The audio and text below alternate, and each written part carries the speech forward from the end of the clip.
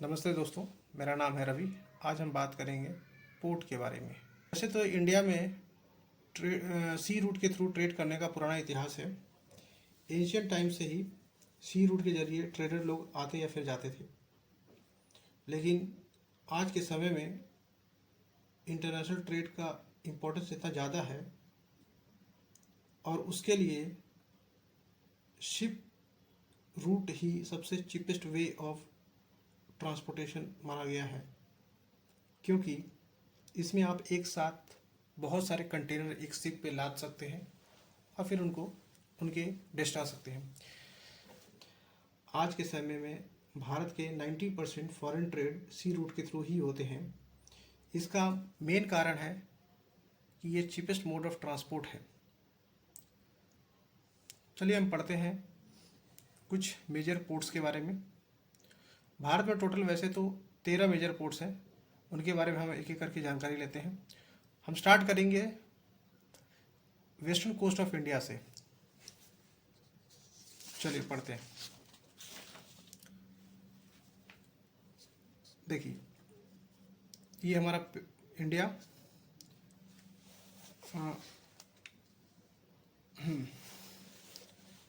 पहला पोर्ट है कांडला पोर्ट, जिसका आज नाम है दीनदयाल उपाध्याय। इसका नाम बदल दिया गया है, दीनदयाल उपाध्याय इसका नाम रख दिया गया है। दूसरा पोर्ट है मुंबई, जो कि महाराष्ट्र में है। थर्ड पोर्ट है JNPT। देन आप नीचे आते हैं तो यहाँ पे आता है गोवा में मुर्मुगांव पोर्ट है। उसके नीचे और आते हैं तो कर्नाटक में आपको न्यू मैंगलोर पोर्ट मिलेगा। फिर और नीचे आते हैं तो केरल में आपको कोची पोर्ट मिलता है। टोटल कितने पोर्ट इधर हो गए? इधर 1 2 3 4 5 6 पोर्ट टोटल इधर हो गए।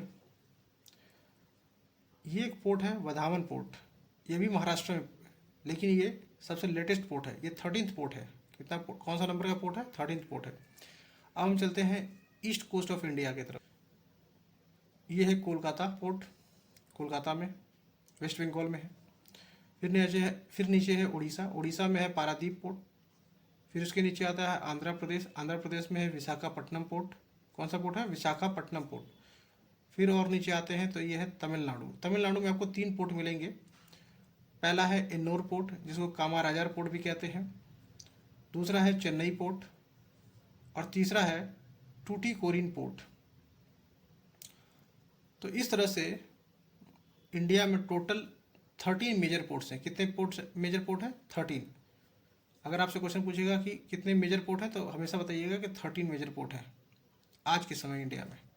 अब चलते हैं एक करके इनके बारे में थोड़ी जानकारी एक्स्ट्रा ले लेते हैं। और ये है कांडला पोर्ट। कांडला पोर्ट कहाँ पे लोकेटेड है? कच्छ डिस्ट्रिक्ट, गुजरात में। यह लार्जेस्ट पोर्ट है टू हैंडल द कार्गो को हैंडलिंग करने में सबसे बड़ा पोर्ट है। इसका नाम बदल के दीनदयाल का पोर्ट कर दिया गया है। नेक्स्ट है मुंबई पोर्ट। मुंबई पोर्ट जो है ये इंडिया का बिगेस्ट पोर्ट है। और दूसरी बात, ये एक नेचुरल हार्बर पोर्ट भी है, मतलब इसको आर्टिफिशियली नहीं बनाया गया है, ये एक नेचुरल पोर्ट है। नेक्स्ट है JNPT पोर्ट। इसका जो लोकेशन है ये नहावा सेवा। JNPT पोर्ट एक सैटेलाइट पोर्ट भी कहा जाता है। क्यों सैटेलाइट पोर्ट है? क्योंकि पहले मुंबई पोर्ट जो था उसमें बहुत ज़्यादा रश हुआ करता था, मतलब वहाँ पे बहुत ज़्यादा भीड़ बढ़ गई थी। उसके प्रेशर को हैंडल करने के लिए एक नया पोर्ट बनाया गया, JNPT पोर्ट। नेक्स्ट है तुम्हारा JNPT पोर्ट। ये इंडिया का सबसे लार्जेस्ट कंटेनर पोर्ट है। देखिए, सबसे इम्पोर्टेंट क्या बात है, इंडिया का सबसे लार्जेस्ट कंटेनर पोर्ट जो है वो JNPT पोर्ट है। फिर है मुर्मुगांव पोर्ट, ये आपको गोवा में मिलेगा। ये भी एक नेचुरल हार्बर पोर्ट है।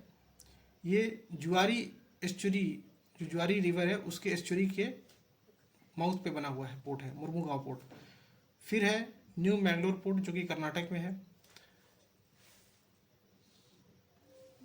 नेक्स्ट है कोची पोर्ट। कोची पोर्ट कहाँ पे पता है? केरला में। इसको कहते हैं queen of Arabian sea. Kochi port भी नेचुरल हार्बर है, यहाँ पे लिखा ना, कोची पोर्ट भी नेचुरल हार्बर पोर्ट है। कोची पोर्ट जो है ये सुएज कनाल और कोलंबो के बीच में जो इंटरनेशनल ट्रेड रूट है उसके बीच में पड़ता है कोची पोर्ट। अब ये है कोलकाता पोर्ट। कोलकाता पोर्ट कहाँ पे लोकेटेड है? हुगली रिवर। आपको पता है हुगली रिवर, मैप पे आप देखिए हुगली रिवर कहाँ पे है, उसके माउथ पे बना हुआ है कोलकाता पोर्ट। कोलकाता पोर्ट का एक सैटेलाइट पोर्ट है जिसका नाम है हल्दिया पोर्ट, ये भी वेस्ट बंगाल में ही है। और कोलकाता पोर्ट का सबसे बड़ा ड्रॉबैक ये है कि यहाँ पे सिल्ट का एक्यूमुलेशन ज़्यादा होता है। अब सिल्ट का एक्यूमुलेशन ज़्यादा होने से क्या होता है कि बड़ी बड़ी जो कार्गो शिप्स हैं वो वहाँ पे फ्लोट नहीं कर पाती सही से। नेक्स्ट है पारादीप पोर्ट। पारादीप पोर्ट कहाँ पे लोकेटेड है? उड़ीसा में। ये महानदी डेल्टा के माउथ पे बना हुआ है। ये इंडिया का सबसे डीपेस्ट हार्बर पोर्ट है। देखिए सबसे डीपेस्ट हार्बर पोर्ट पूछेगा तो पारादीप पोर्ट है, सबसे लार्जेस्ट कंटेनर पोर्ट पूछेगा तो JNPT है। ठीक है, इस तरह से आप याद रखिएगा, बहुत आसान है। आपको एग्जाम में ऐसे ही क्वेश्चन पूछेगा। इसमें अब क्या क्वेश्चन पूछे? नाम तो ऑलरेडी पूछ चुका है, इतने सारे एग्जाम हो चुके हैं कि नाम और उनके लोकेशन पूछ चुका है। फिर भी कुछ इंपॉर्टेंट पॉइंट्स को याद रखना बहुत ज़्यादा जरूरी है। जैसे कि विशाखापट्टनम पोर्ट, ये आंध्र प्रदेश में लोकेटेड है। ये एक लैंड लॉक पोर्ट है। तमिलनाडु में चलते हैं। तमिलनाडु में 3 पोर्ट हैं जैसे आपको पता है। पहला है चेन्नई पोर्ट। चेन्नई पोर्ट क्या है? ये एक आर्टिफिशियल हार्बर है, माने कि एक आर्टिफिशियल पोर्ट बनाया गया है जिसको 1859 में बनाया गया था। चेन्नई पोर्ट का ड्रॉबैक ये है कि ये यहाँ पे वाटर जो होता है बहुत शैलो है, मतलब ज़्यादा गहराई नहीं है, इसलिए बड़े बड़े शिप्स को ये हैंडल नहीं कर पाता है, माने बड़े बड़े शिप्स यहाँ पे नहीं रुकते इसीलिए। नेक्स्ट है एन्नोर पोर्ट, ये भी तमिलनाडु में है। एन्नोर पोर्ट का दूसरा नाम है कामाराजार पोर्ट। याद रखिएगा, अगर आपको पूछ देगा कामाराजार पोर्ट क्या है तो कुछ और मत लगा दीजिएगा, एन्नोर पोर्ट को ही कामाराजार पोर्ट कहते हैं, ये भी तमिलनाडु में है। नेक्स्ट है टूटीकोरिन पोर्ट। टूटीकोरिन पोर्ट भी तमिलनाडु में है।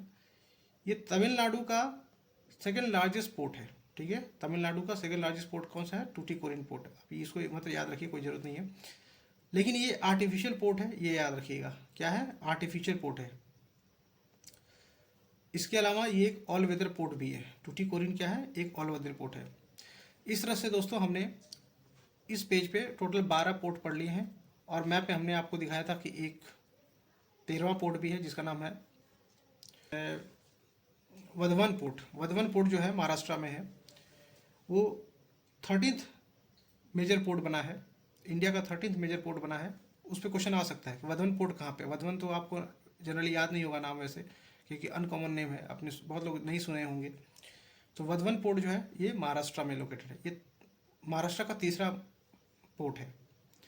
इस तरह से दोस्तों आज हमने इंडिया के टोटल 13 मेजर पोर्ट पढ़ लिए हैं और आप एक बार रिवाइज कर लीजिएगा, ज़्यादा टाइम नहीं लगेगा इसको पढ़ने में, आसानी से याद भी हो जाएगा, क्योंकि आप मैप के साथ देख के पढ़ेंगे तो बहुत आसानी से याद हो जाएगा। चलिए दोस्तों, मिलते हैं अगले वीडियो में।